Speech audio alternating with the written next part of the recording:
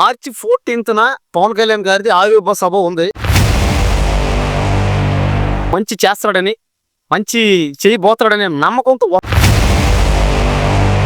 జనసేన పార్టీలు ఎవరు జాయిన్ అవ్వట్లేదు. అది తెలుగు రాష్ట్రాలలో ఎప్పుడు జరగని ఒక మహా సభ అవుతుంది. అది జనసేన ఆవిర్భవించిన తర్వాత మళ్ళీ ఎప్పుడు చేయలేదు. ఇప్పుడు చేస్తున్నారంటే ప్రజలందరికీ పవన్ కళ్యాణ్ గారు ముఖ్యమంత్రి అయితేనే బాగుంటది అంటున్నారు. ఎందుకంటే ఆయన ఏమిటి స్పందిస్తాడు. ఒక్కడే చెప్తున్నా, డైరెక్ట్ పవన్ కళ్యాణ్ సార్కే చెప్తున్నా. కోసం జనసేన అంటే పదవి కోసం, పవర్ కోసం కాదు, ప్రశ్నించడం కోసం అన్నాడు. ఏందంటే ఒక ప్రభంజనం ఎట్లా ఉంటుందో ఆ సభలో మనం చూడబోతున్నాం. రాజకీయంలో పాన్ ఇండియా మన పొలిటీషియన్ మన పవన్ కళ్యాణ్ గారు అంటే ప్రజారాజ్య పార్టీని పెట్టిన తర్వాత కొన్ని అవకతవకలు జరిగాయి. ఎందుకు ఆ సభ చూస్తేనే గుండాలు చచ్చిపోతారు. చరిత్రలో, రాష్ట్ర చరిత్రలో ఒక అద్భుతమైన సభగా పిఠాపురంలో జరగబోయే ఆవిర్భావ సభ చాలా పెద్ద గ్రాండ్ సక్సెస్ అవుతుంది. బిర్యానీ ప్యాకెట్లు ఇస్తేనే వస్తారు, లేకపోతే రారు అన్నారు కదా వైఎస్ఆర్సీపీ వాళ్ళు. దీని మీద ఏమంటారు?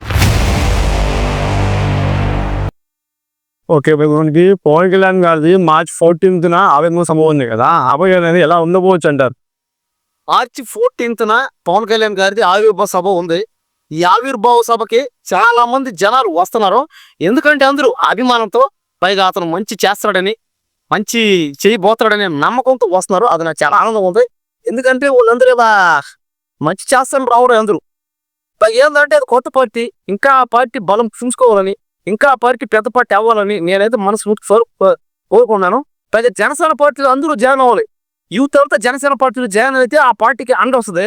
కానీ చాలా మంది ఏంటంటే రకరకాల క్యాస్ట్ బీలు, మత పిచ్చి, కొల పిచ్చి, రకరకాల కొంతమంది పవన్ కళ్యాణ్ గారికి ఫ్యాన్స్ అంటున్నారు. కానీ జనసేన పార్టీలు ఎవరు జాయిన్ అవ్వట్లేదు. అది చాలా బాధగా ఉంది. పైగా చాలా మంది రామ్ చరణ్ ఫ్యాన్స్, అల్లు అర్జున్ ఫ్యాన్స్ అన్నారు. కానీ జనసేన పార్టీలు జాయిన్ అయ్యే లేరు అన్నమాట, చాలా తక్కువ. కానీ ఏంటంటే యూత్ అంతా కలిసి ఒక పార్టీ సపోర్ట్ ఇస్తే ఆ పార్టీ బలపడుతుంది. పైగా ఆ పార్టీ డెవలప్మెంట్ అవుతుంది. పైగా పవన్ కళ్యాణ్ గారు ఇప్పుడు పేద ప్రజలకు సహాయం చేస్తారు. పేద ప్రజలకు అన్యాయం జరిగితే వెంటనే ఇమీడియట్గా స్పందిస్తారు అని చాలా ఆనందం ఉంది. కాబట్టి ఏంటంటే మన జనసేన పార్టీని మనం గెలిపించుకుంటే ముందు మంచి జరుగుతుంది. ఈ 6 నెలలు చూసాం మనం. ఈ 6 నెలల్లో ఆయన చేసిన మంచి పనులు, మంచి చెడు అన్ని చూసాం. కాబట్టి ఖచ్చితంగా జనసేన పార్టీ ఇంకా బలం చేకూరాలంటే యూత్ అందరూ కలిసి జనసేన పార్టీలు చేరితే బాగుంటుంది అనమాట. అది ఈవెంట్ కి గెస్ట్లు ఎవరు రావచ్చు అంటావు? అది ఈవెంట్ గెస్ట్లు అంటే పెద్దోడు, ముఖ్యంగా చంద్రబాబు నాయుడు గారు కన్ఫర్మ్ అనమాట. ఇంకా చిరంజీవి గారు, నాగబాబు గారు కూడా ఎమ్మెల్సీ ఇచ్చారట, ఎక్కేస్తారట. ఇస్తే బాగుంటది. ఎందుకంటే ఒకసారి చూడాలి, చేసి చూడాలి అందరికి. వాళ్ళు చేస్తారు, చేయరని. కానీ నాగబాబు గారు ఇప్పుడు చేస్తారేమో. ఎందుకంటే పవన్ కళ్యాణ్ గారు వాళ్ళ అన్నయ్య కాబట్టి. పవన్ కళ్యాణ్ గారు ఇప్పుడు డిప్యూటీ సీఎం అయిన తర్వాత చాలా మంచి పనులు చేస్తున్నాడు. ముందు కూడా ఇలాగ చేసుకుంటూ పోతే ముఖ్యమంత్రి అయ్యే ఛాన్స్ అన్నాడు. అప్పుడు చూసినా అందరికి ప్రజలందరికీ పవన్ కళ్యాణ్ గారు ముఖ్యమంత్రి అయితేనే బాగుంటది అంటున్నారు. ఎందుకంటే ఆయన ఏమిటి స్పందిస్తాడు. కాబట్టి ఏంటంటే ఆయన ముఖ్యమంత్రి అవ్వాలని ఆయన ముఖ్యమంత్రి అవ్వాలని నేనైతే మనస్ఫూర్తిగా కోరుకున్నాను. అతను ముఖ్యమంత్రి కాదు, ముందు పెద్ద పదవి కూడా చేయాలి. ఇలాగే ఆయన ఇప్పుడు పేద ప్రజలకి మంచి చేయాలి. అంటే రీసెంట్ గా జగన్ గారిని మాటలు ఏమైనా సరే ఆ సభలో ఏమైనా క్వశ్చన్ అంటావా? చెప్పొచ్చు అంటావా? అవి ఏంటంటే ఆయన కామన్. ఎందుకంటే జగన్ గారు మాట్లాడుతుంది. ఎందుకంటే ఎమ్మెల్యేకి ఎక్కువ తక్కువ. ఎందుకంటే ఒకసారి అయిపోయిన తర్వాత మనం వెనక్కి తెలవది.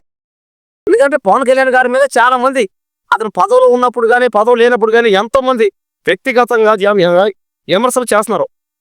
ఆయన మీద ఎన్ని వ్యక్తిగతంగా విమర్శలు చేసినా ఆయన మాత్రం ఏమి అండవు. ఎవరిని ఏమి అండైనా చూస్తున్నాం మానవ అండైనా దేనికి వచ్చిందని వాళ్ళతో దేని మాటలు పడ్డామని. ఆయన మంచి చేసుకుంటాడు, పోతాడు. కాబట్టి ఏంటంటే ఆయన మంచి చేసే అతను, మంచి వైపు నిలబడే అతను, మంచి కోసం చూసే అతను. కాబట్టి మంచిగా జరగాలి ముందు. పవన్ కళ్యాణ్ గారు ముఖ్యమంత్రి అవ్వాలి, ఖచ్చితంగా అవుతాడు. అయితే ఖచ్చితంగా దేశం ఇంకా డెవలప్మెంట్ అయ్యే ఛాన్స్ ఉన్నాయి. ఇప్పుడు రీసెంట్ గా చిరంజీవి గారు కూడా సరే ప్రజారాజ్యాన్ని జనసేనలకు విలీనం చేసినట్లు వస్తుంది అన్నారు కదా. సో ఏమైనా ఇంకా మీటింగ్ జనసేన పార్టీ జరగదు. ఆయన పుట్టదంతే తెలుగుదేశం పార్టీతో పొత్తు అదొక ఫలం. విడిపోయినా కూడా జనసేన పార్టీ పోదు, ఎక్కడికి ఉంటుందో ఎత్తి చెప్పడే క్లారిటీగా. నేను బతికిన రోజులు జనసేన పార్టీ ఎక్కడ పోద్దు, ఉంటది. ఒకవేళ గెలిచినా గెలవపోయినా ఎవరు ఉన్నా లేకపోయినా పార్టీ అయితే ఉంటది, పేద ప్రజల కోసం ఉంటది. పైగా ఆయన అన్నాడు దేనికోసం, జనసేన అంటే పదవి కోసం పవర్ కోసం కాదు, ప్రశ్నించడం కోసం అన్నాడు. కాబట్టి ఏంటంటే ఖచ్చితంగా ఇప్పుడు ఆయన మంచి పనులు చేస్తున్నాడు, ముందు కూడా మంచి పనులు చేయాలని నేను కోరుకున్నాను. ఫైనల్ ఈ సభ గురించి అభిమానులకి ఏం చెప్తావు అయితే నువ్వు? అభిమానులు చెప్పేది ఏమన్నా అందరూ ఎవరైనా పరిస్థితి బాగా వాళ్ళు పోకపోతే పర్లా, సోషల్ మీడియా వాడచ్చు అనమాట. యూట్యూబ్ లోను సోషల్ మీడియా చూడొచ్చు అనమాట. టీవీ ఛానల్స్ అన్ని పోతాయి, చూడొచ్చు. మరి ఎక్కువ మంది జనాలు కూడా పోవాలని అవసరం లేదనమాట. ఏడీసీ ఎవరిలో పోయేవాళ్ళు అంటే కొద్దిగా జాగ్రత్తగా పోవాలి. ఇంకెవరన్నా యూత్ పోయేవాళ్ళు కూడా జాగ్రత్తగా పోవాలి. పోయిన తర్వాత మంచి మాటలు మంచి విషయాలు విని 10 మందికి చెప్పి చేస్తే మంచిదనమాట. చేస్తే అది తెలుగు రాష్ట్రాలలో ఎప్పుడు జరగని ఒక మహా సభ అవుతుంది. అది ఏందంటే ఒక ప్రభంజనం ఎట్లా ఉంటుందో ఆ సభలో మనం చూడబోతున్నాం. ఒక మా సభ ఎట్లుంటుందో అది చూడబోతున్నాం. జనసేన ఆవిర్భవించిన తర్వాత మళ్ళీ ఎప్పుడు చేయలేదు, ఇప్పుడు చేస్తున్నారంటే ఒక రేంజ్ లో ఉంటది. సరే ఏమన్నా ఆ సభలో ఏమన్నా సరే ఏమన్నా లైక్ మేజర్ గా జనాలకి ఏమైనా ఒక మెసేజ్ కానీ ఏదైనా చెప్పు హామీలు కానీ ఇవ్వడం జరుగుతుంది? నేనైతే ఒక్కడే చెప్తున్నా, డైరెక్ట్ పవన్ కళ్యాణ్ సార్కే చెప్తున్నా, సార్ మీరు ఏమన్నా చేయండి, ఆ సభకు నరేంద్ర మోడీ గారిని పిలవండి, ఇంకా త్రివిక్రమ్ శ్రీనివాస్ గారిని పిలవండి దయచేసి. ఎందుకంటే వాళ్ళు రావాలి, వస్తేనే బాగుంటుంది సార్. మీరు దయచేసి పిలవండి. చిరంజీవి గారు ఏమైనా వచ్చే అవకాశం ఉందంటారు ఏమన్నా? వాళ్ళు పక్కా వస్తారు, ఇప్పుడు ఫ్యామిలీ కాబట్టి ఇక రావాల్సింది వస్తారు.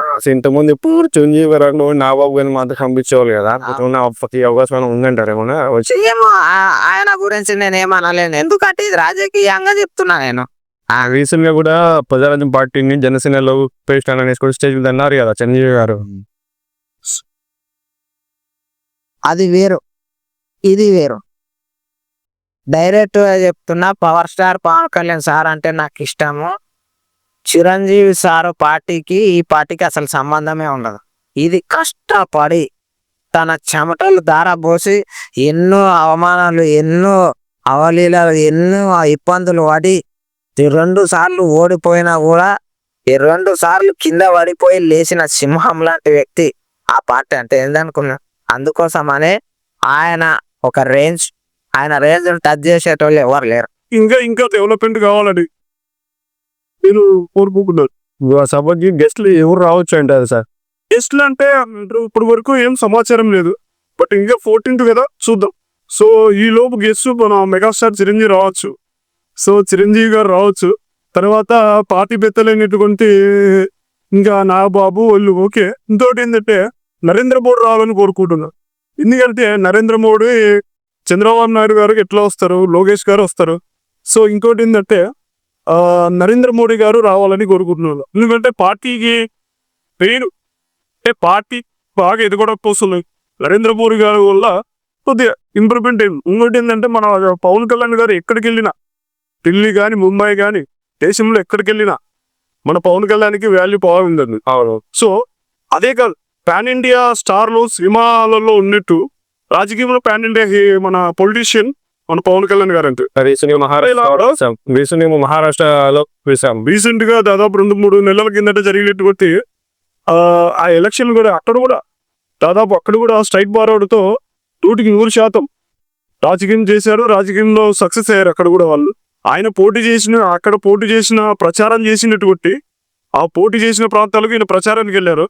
సో అక్కడ ఆయన ప్రచారం వెళ్ళిన ప్రతి ప్రాంతంలో అందరు గెలిచారు. సో 100% గెలిచారు.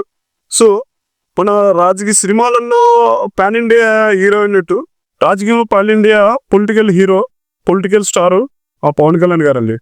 రీసెంట్ గా మనకు చిరంజీవి గారు కూడా సరే ప్రజారాజ్యం పార్టీని జనసేనలో విలీనం చేసినట్టు స్టేజ్ మీద అన్నారు కదా, దీని గురించి ఏమంటారు? దీని గురించి నేను ఏమంటానంటే ప్రజారాజ్య పార్టీని పెట్టిన తర్వాత కొన్ని అవకతవకలు జరిగాయి. సో అందులో ఏం జరిగాయో తెలియదు కానీ మన మెగాస్టార్ చిరంజీవి గారు పెట్టిన పార్టీలో కొంత ఆయన ఓపికత ఉండలేకపోయారు. అంటే పార్టీని నడిపించే విధానం కానీ అది కానీ దానిలో కొంచెం ఇదైపోయాడు. సో ఇదైపోయి పార్టీని విలీనం చేశాడు. విలీనం చేయడం వల్ల మన పవన్ కళ్యాణ్ గారికి ఏమైందంటే అయ్యో అన్నయ్య పార్టీ పెట్టాడు నేను పెడితే కాదా, నేను ఎలా ఉండాలని దానికి రూపురేఖలన్నీ మార్చేసి పవన్ కళ్యాణ్ గారు ఒక డెసిషన్ తీసుకున్నాడు. సో ఇది 2-3 సంవత్సరాలు పెట్టడానికి కాదు, ప్రజల్లో నమ్మకం తీసుకురావాలి, ప్రజల్లో నమ్మకంగా ఉండాలి అని చెప్పేసి తర్జన అయ్యి దాని గురించి ఆలోచించి చాలా బాగా డెసిషన్ తీసుకున్నాడు. నేను 25 సంవత్సరాల పార్టీ పెడతాను, పార్టీలోనే ఉంటాను, నా పార్టీ 25 ఏళ్ళు ఉంటుంది. ఇది భరోసా. దీనివల్ల 25 సంవత్సరాల్లో ఎప్పుడైనా సరే గెలుస్తారు కదండి. సో అందుకే గెలిచాడు. వాళ్ళ డిప్యూటీ సీఎం అయ్యాడు. డిప్యూటీ సీఎం పవన్ కళ్యాణ్ గారికి. ఇంకొకటి ఏమో మాట్లాడొచ్చు, ఖచ్చితంగా జగన్కి వాసిపోయే రిప్లై ఉంటుంది. ఎందుకు ఆ సభ చూస్తేనే గుండాలు చచ్చిపోతారు జగన్. ఎందుకంటే అంత భారీ ఎత్తున జరుగుతుందా సభ, అంత మంచి వాతావరణంలో జరుగుతుందా సభ, పెద్ద పెద్ద వాళ్ళు కూడా వస్తున్నారట. చాలా బ్రహ్మాండమైన సభ, చరిత్రలో రాష్ట్ర చరిత్రలో ఒక అద్భుతమైన సభగా నిలిచిపోతుంది. చర్చ సభ. నాగబాబు గారికి ఏమైనా ఆ రోజు ఏమైనా ఏదైనా పదవి ఇచ్చే అవకాశం ఉందంటారు అవునా? గెలవాలి కదా, ఇంకా గెలవలే, రిజల్ట్ ఏం లేదా, సీనట్టే. కాకపోతే అంది మీద అలాంటి ఏం పడటం చేయి. పిఠాపురంలో జరగబోయే ఆయుర్వేద సభ చాలా పెద్ద గ్రాండ్ సక్సెస్ అవుతాయి. ఎందుకంటే సార్ ఇప్పుడు ఆయన పిఠాపురం ఎమ్మెల్యే, రాష్ట్రానికి డిప్యూటీ సీఎం. అలానే ఇప్పుడు మంచి లీడర్ ఎవరు అంటే స్ట్రాంగ్ లీడర్ అంటే వర్మ గారు కూడా పవన్ కళ్యాణ్ గారితో ఉన్నారు. ప్రజలు పవన్ కళ్యాణ్ గారితో జనసేనతో ఉన్నారు కనుక ఇప్పుడు ఈ 12వ ఆవిర్భావ సభ అనేది చాలా పెద్ద సక్సెస్ అవుతాయి. ప్రజలకు మంచి జరిగేది ఏదైనా కానీ మనం స్వాగతించాలి, మనం హర్షం వ్యక్తం చేయాలి సార్. బిర్యానీ ప్యాకెట్లు ఇస్తేనే వస్తారు, లేకపోతే రారు అన్నారు కదా వైఎస్ఆర్సీపీ వాళ్ళు. దీని మీద ఏమంటారు? సార్ ఒకవేళ అదే నిజం అయితే సార్ ఆ స్థాయిలో వాళ్ళు గెలిచే వాళ్ళే కాదు, అన్ని పార్టీలు డబ్బులు పంచాయి, అన్ని పార్టీలు బిర్యానీ పొట్లు ఇచ్చాయి, అన్ని పార్టీలు మద్యం పంచాయి. మరి వైసీపీ 11 ఎందుకు వచ్చాయి సార్? ఇదే సార్ ఆన్సర్. దీని పెద్ద ఆన్సర్ ఏం లేదు.